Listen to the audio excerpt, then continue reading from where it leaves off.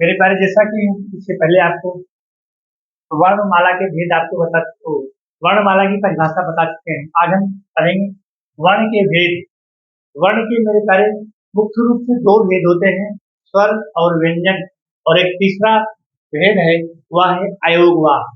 मेरे प्यारे, वीडियो पर अगर आज आप बने रहते हैं तो मैं इस प्रकार से आपको वर्ण के भेद बता दूंगा, वर्णों के भेद बता दूंगा, बिल्कुल सरल परिभाषा के साथ, सरल एग्जाम्पल के साथ, कि आपको जीवन में ट्रिक नहीं याद करना पड़ेगा। क्योंकि जब तक कंटेंट आपको नहीं याद होगा, परिभाषा नहीं याद होगी, व्याकरण आप समझ नहीं पाओगे मेरे प्यारे। तो इससे पहले हम बता चुके हैं कि वर्णों का क्रमबद्ध समूह, इसको हम वर्णों का क्रमबद्ध समूह, जिसको हम वर्णमाला के नाम से जानते हैं। ठीक है।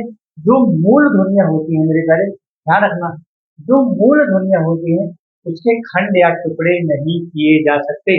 वर्णमाला की परिभाषा बता रहे हैं, अल्फाबेट जिसको कहते हैं वर्णमाला।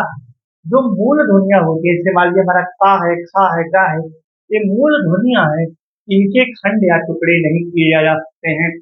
और क्रिया का धातु, और क्रिया की धातु क्या है, क्रिया का सबसे छोटा रूप होता है। जो हमारा वर्णमाला है वो ब्री धातु से बना है। किस धातु से बना? ब्री धातु से बना है। आज हम पढ़ेंगे वर्ण के भेद। वर्ण क्या है, जिसको हम अक्षर के नाम से भी जानते हैं। अक्षर जिसका कभी क्षय न हो सके, जो कभी नष्ट न हो सके, उसी को तो हम अक्षय कहते हैं। अक्षर जिसका कभी क्षर ही न हो। आ क्या है? उत्सर्ग है। आ क्या है? उत्सर्ग है। क्षर का मतलब होता है जो कभी, जिसका कभी नाश न हो, जिसका कभी नष्ट, जो कभी नष्ट न हो, उसको हम क्या कहते हैं? अक्षर। आज हम पढ़ेंगे वर्ण के भेद। मेरे प्यारे, वर्ण के मुख्य रूप से दो भेद हैं। कितने भेद हैं? दो भेद हैं। नंबर एक हो गया स्वर। बिल्कुल ऐसे चार्ट बना लेना मेरे प्यारे, और इस प्रकार से आप नोट कर लीजिएगा। आप जीवन में नहीं भूल पाएंगे, मेरी गारंटी है। ये हमारा क्या होगा? स्वर। ये हमारा क्या होगा? व्यंजन से कॉन्सोनेंट। ये हमारा क्या हो गया? व्यंजन, जिसको हम कहते हैं कॉन्सोनेंट। यहाँ से खा तक खा खा गा गा ले और यहाँ से हमारा एक, तो हमारे 11 स्वर है और 33 व्यंजन है। इनकी संख्या कितनी है? 11 है। और इनकी संख्या कितनी है? 33 है। ठीक है। और इसका एक पार्ट और हो जाता है, जिसको हम कहते हैं अयोगवाह। क्या कहते हैं? अयोगवाह। मेरे प्यारे, इसको ध्यान रखना।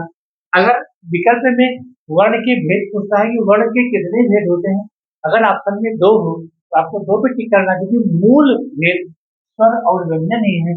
और अगर ऑप्शन में तीन होता है तो फिर आपको अयोगवाह को भी एक कर लेना। जैसे अंक है, ये हमारा क्या हो गया? अयोगवाह हो गया। अब आते हैं स्वर पर। स्वर क्या है हमारा? छोटा आ, छोटा आ हो गया, फिर बड़ा आ हो गया, फिर छोटी ई हो गया, फिर बड़ी ई हो गया, फिर छोटा ऊ हो गया, फिर बड़ा ऊ हो गया। और उसके बाद एक हमारा आ जाता है ऋषि आ जाता है। और ए, ए हो गया, आई हो गया। और इसके बाद ओ, ओ, और औ, औ। इसको हम काउंट कर लेते हैं, एक दो तीन चार पाँच छह सात आठ नौ दस ग्यारह। ये हमारे क्या है? 11 स्वर हैं। तो क्या एक क्या है हमारे? 11 स्वर हैं और 35 व्यंजन है। कितने हैं? 35 व्यंजन और 11 स्वर हैं। ठीक है। और इस प्रकार से हमारे स्वर, स्वर के भी भेद हो जाते हैं, जैसे अनुस्वार, अनुनासिक है और विसर्ग है। ये हमारा क्या हो गया? इसके भी भेद हो जाते हैं, स्वर के भी भेद हो जाते हैं। क्या है? अनुनासिक। अनुनासिक हो गया। क्या हो गया? ये हो गया हमारा अनुनासिक हो गया। ठीक है। अनुनासिक हो गया। और अनुस्वार, जिसका ये चिन्ह है। ठीक है। और क्या हो गया? अनुस्वार। अनुस्वार हो गया। ठीक है। तो हमारा क्या हो गया? अनुस्वार और विसर्ग। ये हो गया हमारा अनुस्वार और ये हो गया हमारा विसर्ग। क्या हो गया? विसर्ग। इसको हम इस प्रकार से लिखते हैं। तो इधर हमारा हो गया ध्वनि। और इधर क्या हो गया हमारा? अंक। अंक। ये हमारे हो गए अयोगवाह। ठीक है। इस प्रकार से हम इधर मान लें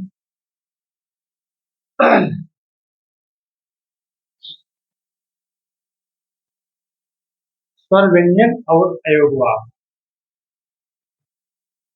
अयोगवाह की जो परिभाषा है, अयोगवाह की जो परिभाषा है, अयोगवाह, अयोगवाह,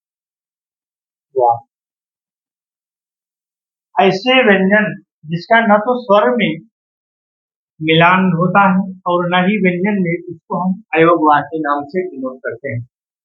इसका जिन वर्णों का योग ना तो स्वर में होता है, जिन वर्णों का योग ना तो स्वर में होता है और न व्यंजन में होता है, ऐसे वर्गों को हम अयोगवाह के नाम से जानते हैं।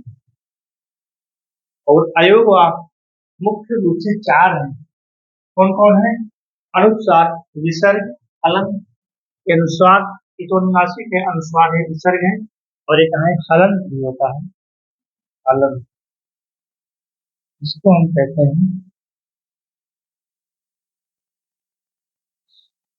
ये हमारे अयोगवाह के हो गए क्या?